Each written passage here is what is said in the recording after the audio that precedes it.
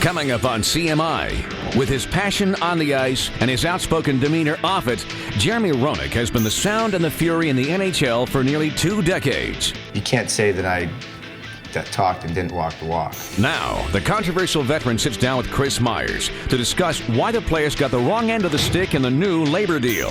Where's the relationship now? I think we're in trouble again. Roenick also explains the marriage of hockey and violence, says if the great one can become a great coach, and reveals what he has against Canadians and fair-weather fans. You just say, hey, if you don't like it, you can kiss my whatever. Yeah, that's exactly how I feel. And that's exactly how I would say it again. Find out who else this sniper has in his sights. Right now on CMI, the Chris Myers interview.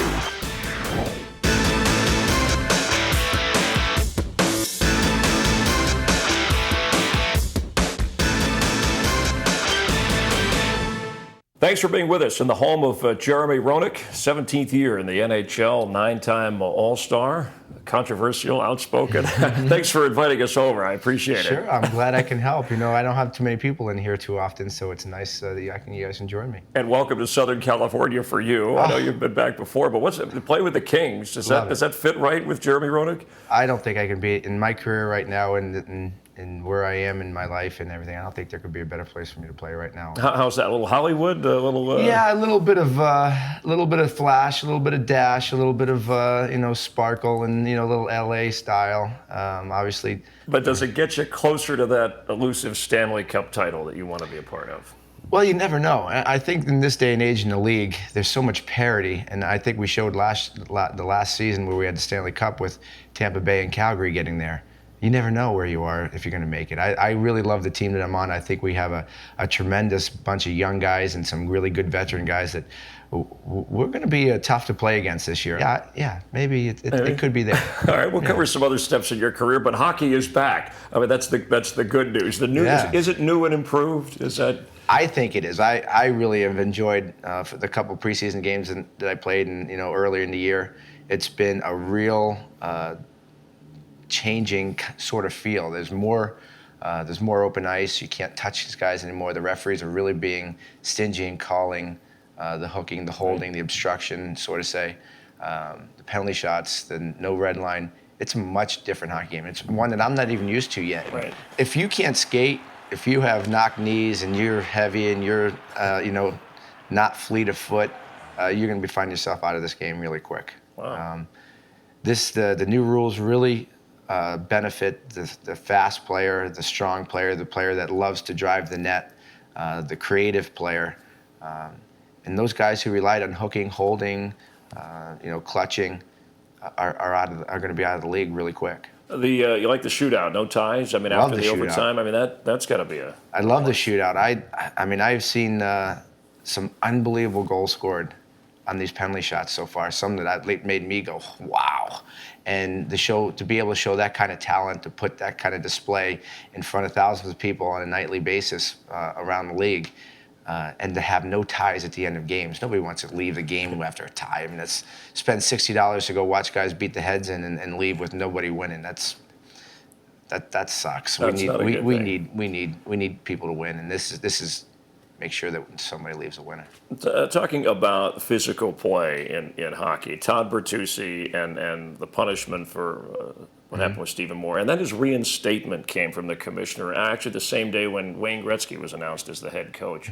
It seemed in the eyes of many that it was not a harsh enough penalty for the kind of hit that he laid on Moore. Where are you on that? Well, I'm a friend of Todd Bertuzzi, and by no means do I condone what he did, because I know and he knows and everybody else around the world knows that what he did was drastically wrong, was a terrible thing to do, and he paid for it.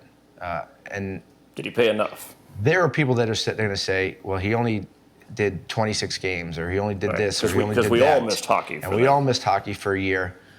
But to me, I look at it in a broader terms. Yeah, he had one of the harshest penalties in NHL history in terms of the amount of games he got suspended. But the punishment that he has received away from the rink, fans, media, what his family has endured, has been astronomical. to the point where he was craving to get out of Canada because he was getting such an immense amount of backlash by the public and by the media, and it was driving him crazy. So I don't look so much as what the NHL did to him, but his whole life was flipped upside down. And he knows he made a mistake. And he knows he made a mistake. And I'll tell you one thing: he is like a teddy bear. He is a great guy to be around. He's a great teammate. He's an unbelievable hockey player, and he's a tough hockey player. And sometimes stuff like that happens, and I know that he's learned by what happened, and I hope other people have learned. And again, not an excuse. That was tied to retaliation, and in the bigger picture, that's really part of your sport, of what you do. How do you walk the fine line of still playing tough but playing fair? It's hard. I mean, it's hard when you're in a sport like ours where things happen on a second. You have to make a decision within a split second, and you're not going to make the right decision all the time. How do you control the violent part of the sport, or the physical part, I should say, from becoming violent when you do get hot? I scream and yell and bitch like a crazy man. You cross the line a little?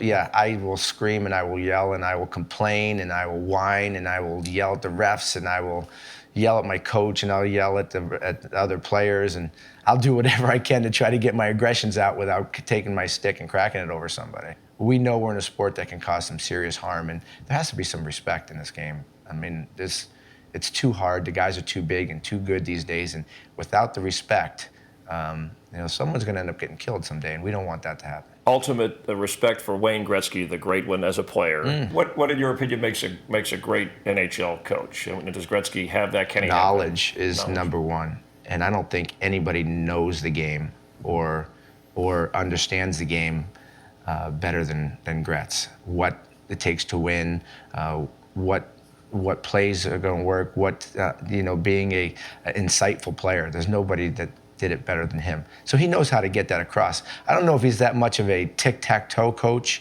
whether he knows, perfect power plays or perfect penalty kills or forechecks. And I'm not saying that Gretz doesn't know that. Maybe he does, maybe he doesn't. But I just think he's going to have that effect on the players on the bench, looking back at Wayne Gretzky behind the bench. And if I was a young kid with him behind me, I'd be like, I better get my ass going. There's no way I want the best player in the world, giving me a load of crap after a game because I didn't work hard. So, I think he's going to be really huge at. I want to ask you about Sidney Crosby. We'll come back, talk more with Jeremy Roenick. Also, what was said or not said about the fans from Jeremy during the lockout, and is the NHL really recovered from that? We'll be back with Jeremy Roenick in just a moment. Also coming up. I think once we get it all out and we clear it all up, there's going to be some things that will come out that not everybody in the league is going to enjoy hearing. Plus, could you guys have done anything different early to save the season? What kind of world do we live in when I can't say, hey, listen, maybe the game is more important than us, guys? That's next on CMI, the Chris Myers Interview.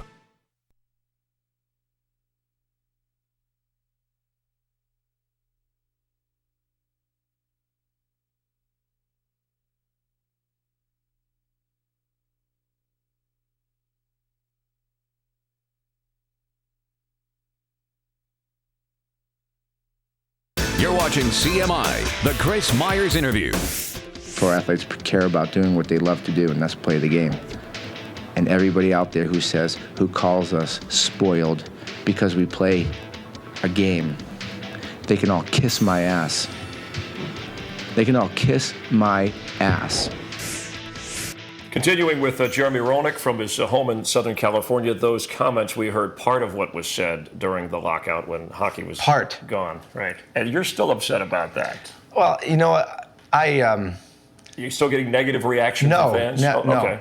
And to tell you the truth, I've really never gotten negative reactions by fans, except fans in Canada who love to bash me and make fun of me because I'm an American, and I get a lot of press, and I'm brash and I'm outspoken, and I don't think they like when an American gets as much press as I get.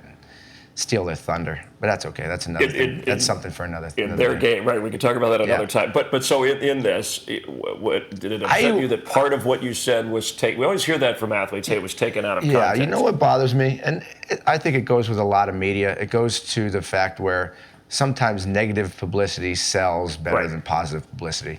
And I got caught in that little realm because I had such a great interview that really talked about the fans and helping the game get better for the fans, bringing it back so it's more exciting for them, more affordable, that we should cater to them, we should play to their emotions, and so on and so forth. And it was a 15-minute interview that the last question was, well, what about the fans that aren't coming back, that, the fans that don't, that think we're spoiled, think we're overpaid, don't come to watch too many games, that say it's your guys' fault that this whole mess happened. And I let it out. And I definitely was very harsh to a small portion of the sporting world. If I talked about the sporting people, maybe the people I was talking about are people that don't even come to games because they just don't like the way that athletes act, or how much money that we make, or that we think we're spoiled, or so on and so forth. And then when challenged about the league and that it was our fault that this happened, I'm going to defend my teammates. I'm going to defend my league and my guys. And it wasn't us that started this. We might have prolonged it a little bit, no question. But the fact that there was a lockout was started by Gary Bettman and the National Hockey League owners, not by the players. Granted, it all happened. It's all done with, thank goodness. Right. But I don't like it when the media depicts something without showing the whole deal. And the snippet part most people saw was that we showed where you just say, hey, if you don't like it, you can kiss my whatever. Yeah, and you know what? And I've been asked, would you ever say that differently? And I said, no. That's exactly how I feel, and that's exactly how I would say it again. However, I would make sure that everybody understood. The clarity of if here and the ones who don't want Right. The fans that come into our game, the fans who love to come to our game, and we have a lot of diehard fans. Hockey fans are, in my opinion, the most loyal, the most energetic, the greatest fans to play in front of. And we get a lot of fans, and we have not been hurt by the lockout, I think, in terms of popularity because of it. We're in good shape. What did you learn, or the Players Union learn about? I mean, to not have an entire season, for all of that to go by. I mean, I think everybody lost, and that's not any great revelation. But what did you take from that? Could you guys have done anything different early to save the season? Yeah, we could have. We could have communicated better. Oh, okay. The communication that was between the players and the top guys. In the union, or in the union and in the NHL. Okay. There was so much craziness going around. All we had to really go by was a website. So who's at fault there? The leadership of the union? I think for sure the leadership of the union. There are many times that phone calls were made, and we kept hearing the same answer. I can't tell you how many times I talked to certain people that were up there and said, "Hey, listen, why can't we play with a cap? I know that a lot of guys that would love to play for a cap." And the answer given back to me was, "No, we don't have that. We don't have that kind of feedback." All the guys we talked to said, "No cap, no cap, no cap." And I'm like, "Buddy, I just told you, as a veteran who's talked to guys that said maybe there is something out there. Maybe, let's talk about it." But we got caught back in 1994 with that mentality, and you know what? It was 2005. Yeah, that's it. And you were caught between being loyal to your union, your players, and crossing the line or going beyond the boundaries to try and... I'm sure I'm not Bob Goodell's favorite person in the whole world. Okay. Or Ian Pulver's, or maybe Trevor Linden's, or so on and so forth, okay? But, I have a love for the game, and they do too, but I had a different opinion. And I am part of the union, and other guys are part of the union that have an opinion. And if we can't state our opinion for lack of screwing up what their, goal is, then what kind of world do we live in when I can't say, hey, listen, maybe the game is more important than us, guys. And the union is supposed to represent its members. Where's the relationship now that we're back playing between, and even within the union? I think we're in trouble again. Only because we don't have a union head. We don't have one that is. We have one that's so-called, but it was inappropriately. He was inappropriately put in there, and the system was not properly done. And there are players or people that took it upon themselves, took liberties upon themselves to make those decisions without the proper people being involved. And that goes against our whole constitution of the NHLPA. And there has to be something done, because there's some real weird stuff that's gone on in the PA in the last 2 months, and it needs to be straightened out. Like what? Can you give me an example? I think once we get it all out and we clear it all up, there'll be some things that will come out that not everybody in the league is going to enjoy hearing. Problems on the horizon. A bright spot, Sidney Crosby, the Penguin center. And I saw somewhere where you said, just send him to the New York Rangers. It'll be great for everybody. I think it would have been great. Put him in the big market, put him in the big media market, put him on a team that hasn't made the playoffs in 8 years before that city lynches everybody in the New York Rangers organization. I think Sidney is going to be great for our league. I really hope, and I think everybody else in the league hopes that he does really well, because he is the one kid that I think could save the NHL in terms of his popularity. And that's a great responsibility. What advice would you have for him? Your guy played when you were a teenager and top pick and great expectations. He's maybe even in a different or more precarious position. What advice would you give him? Me, I would make sure that he uses the talents that got him here to take him further. Make sure he has fun. Make sure he listens to his veterans like Mark Gretzky, John LeClair, and of course Mario. Watch these guys. Watch how they act. Let them take the responsibilities of the leadership. He's got to go out with excitement and energy and his passion for the game, and just let all of his talents come out, and not get squeezed maybe by coaching, and do what's right for the team in the structure ability. But when he has the puck, just light it up, kid. Just have some fun. We'll be watching. We'll continue with Jeremy. I want to ask you about playing hurt, overcoming concussion and injury when we continue with Jeremy Roenick. Also coming up. Would hockey be as popular if you just had the skating and the scoring? Our game definitely caters to a certain breed of people that love the contact, that love the fights, that love to see somebody's blood get splattered on the floor. That's next on CMI, the Chris Myers Interview.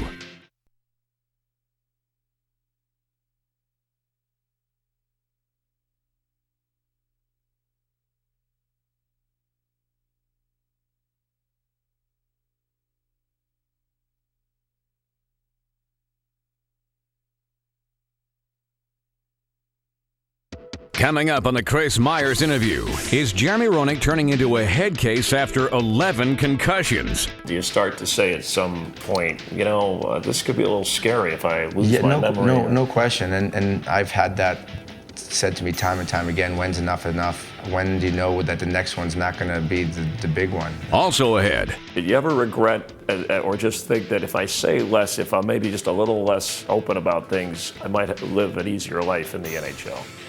Find out next on CMI, the Chris Myers Interview.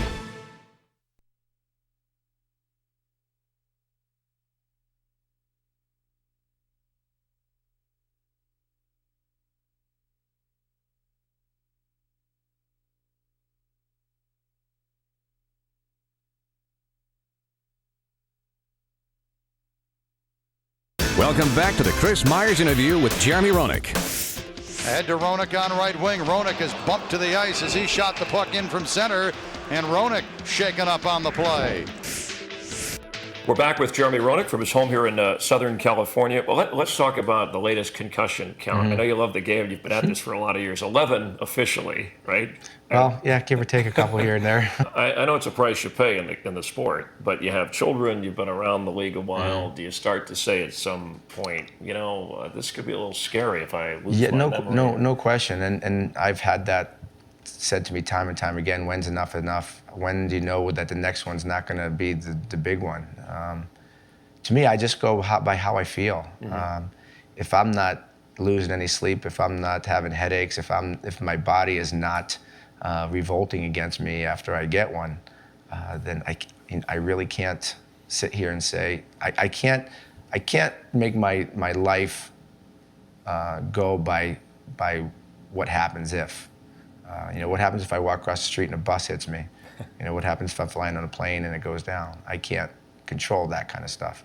So, yeah, I know the odds are a little higher of getting another concussion. More and more. However, I feel good, and my body's still telling me but you got to keep playing. Would hockey be as popular if you just had the skating and the scoring, but you didn't have the No way. fighting and the violence? Wouldn't be as popular. So it needs to be part We of the definitely, game. our game definitely caters to a certain breed of people that love the contact, that love the fights, that love to see somebody's blood get splattered on the floor. What society that is, I don't know. Well, but you're you know part what? of it, though. They seem to come around, and when those gloves drop, boy, the people are standing up and they're cheering harder than when that goal goes in. Trust me.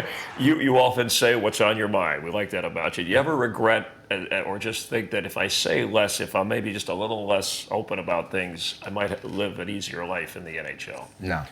Oh. No, because I've lived a hard life in the NHL. I've played really hard. I've had a very successful career.